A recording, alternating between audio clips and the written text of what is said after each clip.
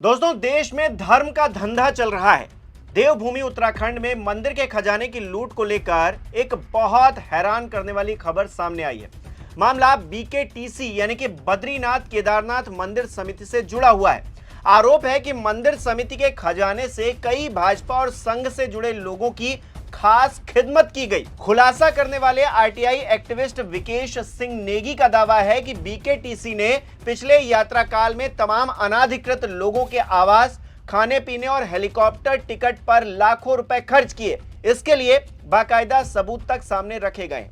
List में cabinet मंत्री गणेश जोशी की बेटी नेहा जोशी का नाम भी शामिल है, जो पिछले साल केदारनाथ धाम के कपाट खुलने के मौके पर वहां पहुंची थी। नेहा जोशी के 30 अप्रैल और 1 मई 2025 यानी कि 2 दिन के रहने और खाने पर बीकेटीसी ने 60,000 रुपए खर्च कर दिए।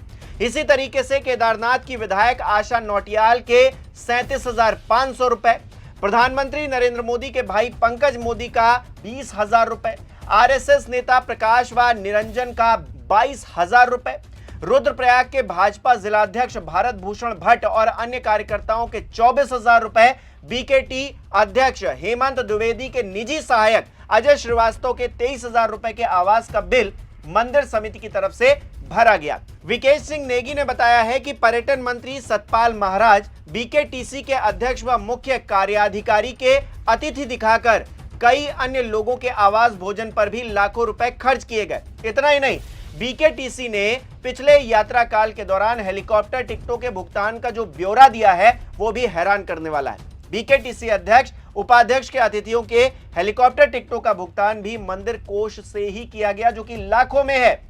विकेश सिंह नेगी ने प्रदेश सरकार से बीकेटीसी में चल रहे इस भ्रष्टाचार की उच्च स्तरीय जांच की मांग की है और दोषियों पर कार्रवाई की डिमांड की है। उन्होंने कहा है कि बद्रीनाथ और केदारनाथ धाम करोड़ों सनातनियों की आस्था व श्रद्धा का केंद्र है। इन धामों में भ्रष्टाचार बर्दाश्त नहीं किया जाएगा। उधर मंत्री की बेटी नेहा जोशी ने कहा है कि उन्होंने खुद अपना नगद भुगतान किया है। इसके सबूत भी उनके पास हैं।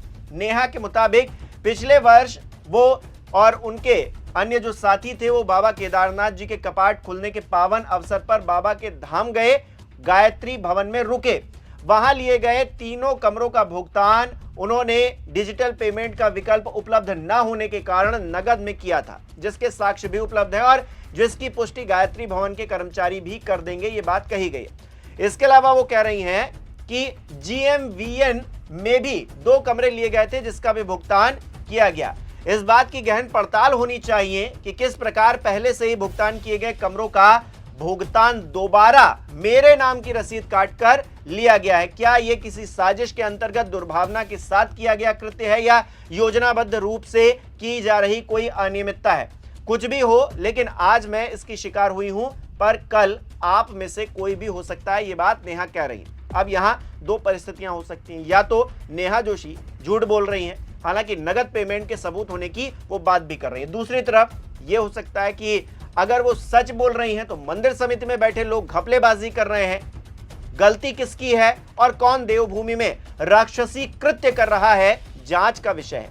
लेकिन सवाल यह है कि क्या जांच हो पाएगी?